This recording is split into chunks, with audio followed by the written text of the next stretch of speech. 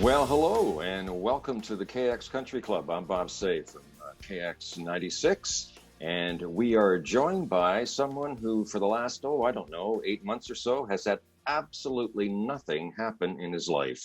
Let's see, marriage, son, new music, and oh yeah, I saw your name next to the likes of the Hunter Brothers, Dean Brody, and who else? Tennille Towns and Tebe.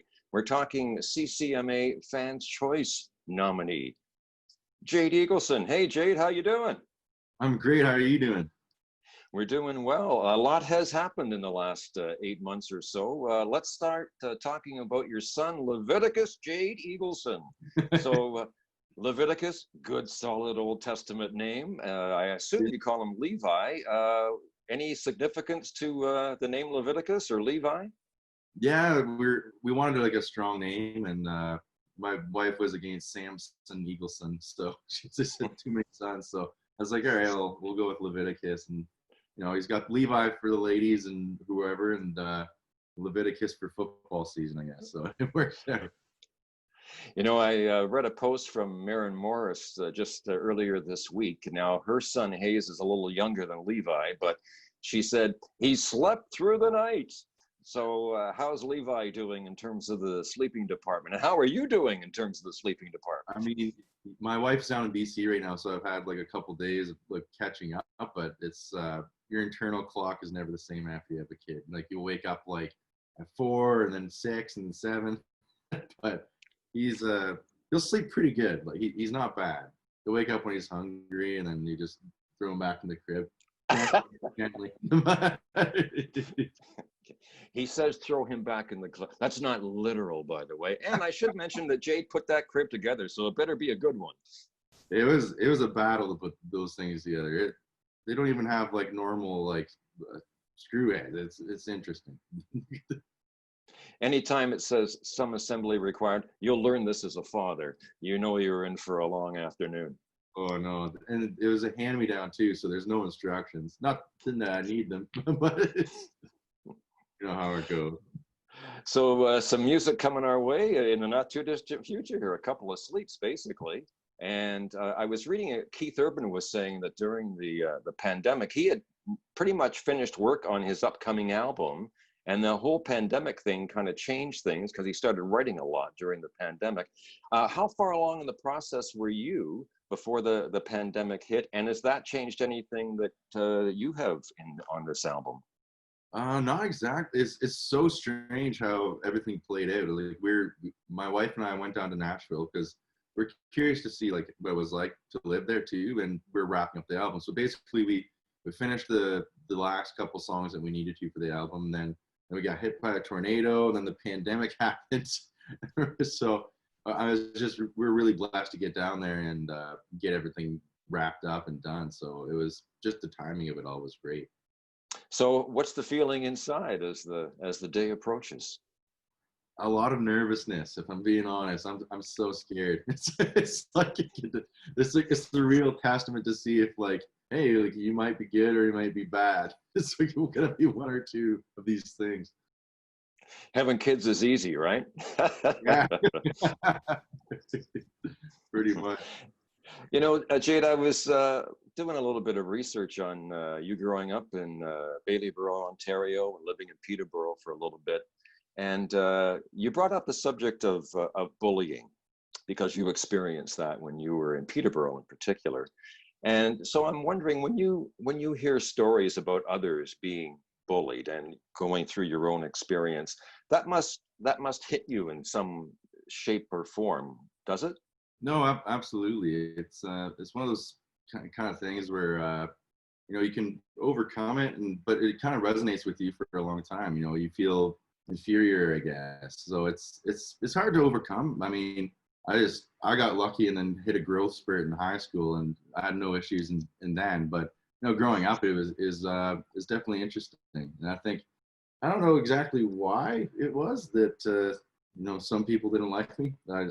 I did have a mullet, so I can't blame them. But it's one of those things where it does get better once you kind of get out of that schooling situation. I just feel that there just needs to be a bit of a change in the schooling system. I think that's the main issue. Did you tell anybody about it when it was going on?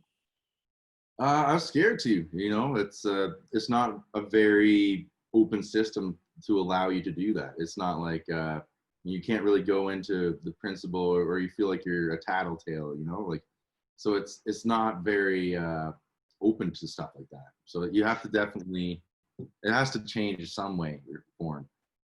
That's the thing that has to change, really. You talk, and I'm sure there are other things too, but I don't know, the willingness, or not even the willingness, but the safety, I guess, of being able to come forward and be believed when you do. Yeah, I feel like I think especially in high school they have like guidance counselors and stuff like that. Where in elementary school it's not necessarily like that. Like you can in high school easily go to a guidance counselor and talk to them. Whereas in when you're in elementary school, there's none of that, which is unfortunate. But if they could change that, that'd be great. We're joined by Jade Eagleson, who's got a new album, a debut album coming out in a couple of days. And we're going to talk a little bit about that in a second as well. But there's one other topic I'd like to get to, because you've been posting about this on social media and the Black Lives Matter situation that we find ourselves in, which is in a way a good thing, I guess. But country music has taken a little bit of heat over the years, that country artists haven't been speaking out about social issues such as Black Lives Matter. The idea being that they're afraid to, because they're going to lose fans or whatever. Maybe this is more of a US thing than a Canada thing, I'm not sure. But you feel apparently comfortable talking about it on social media. So why do you feel that way? And what inspired you to say, you know what, I'm going to do this? I actually have a black stepbrother. I have black friends that, it's extremely important to have a voice and to use it. It's gone on way too long. We're in an industry where, it's very apparent that racism is there, especially among the fans, right? So it's kind of one of those messages you want to get across and say like, hey, like I don't stand for this. And if you're coming to my shows and you have these opinions, then I don't want you. It's just, you have to make that apparent, I guess. Have you received any pushback from some of the stuff that you've posted at all? Not really at all. Like, I feel like you said, being in Canada, we have a more open-minded country as opposed to the US, where, getting some of those southern states, it's a bit different. But, it's just educating people. I think the biggest issue that we're running into right now is that people aren't, they're being harsh as opposed to educating people, where, someone might post something or say the wrong thing. And instead of just smashing them, I think we need to, as, we actually want to help them. You have to say, like, take them aside and just say, like, hey, like, here's what you need to look at, and here's what you need to know to get better. We're joined by Jade Eagleson, and we're going to get talking about some new music here. It's coming our way in a couple of days. Your debut album, you already mentioned that the nerves are already kicking in. Yeah. In terms of some of the songs that we'll be familiar with, like Lucky, what else can we expect on this particular album? There's a ton of new stuff that we're putting out there, so I'm super excited about it. We have a Chris Stapleton song that we're cutting on there, and a couple other songs that I've written with some quite talented writers. So we're really excited to kind of test the waters here and see if some of the stuff works out. When you go into the studio, and this is your first album, so you go into the studio, the nerves about recording, was it a relatively different experience than you expected when you did all this? It is interesting for sure. I mean, recording is always like one of those things where you can have an off day and then the whole day is just stinky, and all the takes you did were just unusable. But I got super lucky with some of these songs and got in there, and I have such a great team behind me that it was so easy to kind of get in there and do. It felt super comfortable and natural. A couple of quick questions for you before we let you go. First time you heard your song on the radio, where were you? What was that experience like? I was actually in my farmhouse, and they played it on the local station, and it was wild. I can't really explain it. It felt almost like surreal. almost, because you're like, yeah, that's me, but I didn't force them to play it or anything. And just I'd like to ask you this one last question, and it goes something like this. Everybody, no matter what business they're in, at some point, they have to say, you know what? I'm making a commitment here. I'm going for it. Was there a time or even an incident in your life where you thought, okay, I've been doing this music, I've been playing bars. I think one time you mentioned you played to the kitchen staff and then they basically told you, it's okay, you can go home now. But was there a moment that you said, okay, this is it. No matter what happens, good or bad, I'm going for it. Yeah, I mean, I was out west. I'm in Calgary right now, which is it's weird how life cycles back. But I moved out here to do trades, and I was doing this, and I was like, you know, I'm still young.